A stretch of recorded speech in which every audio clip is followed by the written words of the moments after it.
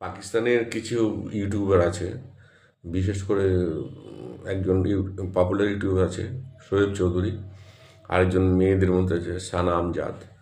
এরা ভারতবর্ষে খুবই জনপ্রিয় এবং এদের ভিডিও বেশিরভাগ ভারতীয় লোকরাই দেখে, আমিও দেখি, এদের সবার ভিডিও দেখি।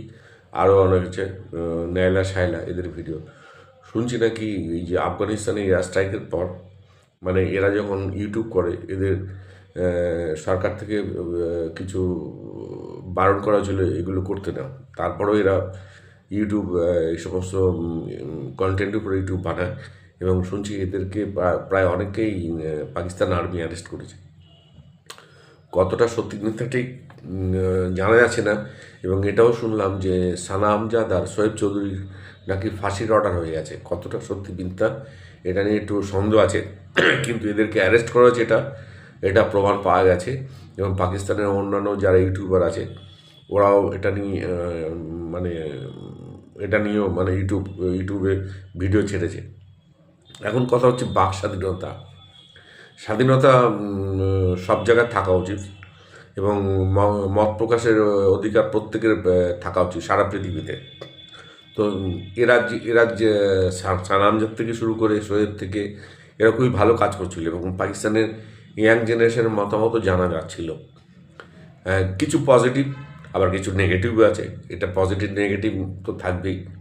কিন্তু ব্যাপারটা হচ্ছে ওরা যে কন্টেন্টের উপর কাজ করছিল খুবই, আমার কাছে তো খুবই ভালো লাগতো। কিন্তু দুঃখের বিষয়, যদি সত্যি হয় যে এদের ফাঁসির অর্ডার হয়েছে তবে এটা খুবই দুঃখের।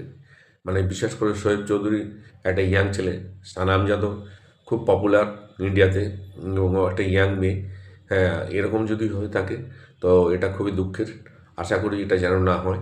আর বাকি যে সমস্ত ইউটিউবার আছে ইয়াং পাকিস্তানের, আমরা চাই না যে এদের এগেনস্টে পাকিস্তান সরকার কোনো স্টেপ নিক। কেননা বাক স্বাধীনতা থাকলে এরা যে সমস্ত কন্টেন্টের উপর কাজ করছে তাতে ভারত আর পাকিস্তানের সম্পর্ক বরঞ্চ ভালোই হবে, খারাপ হবে না।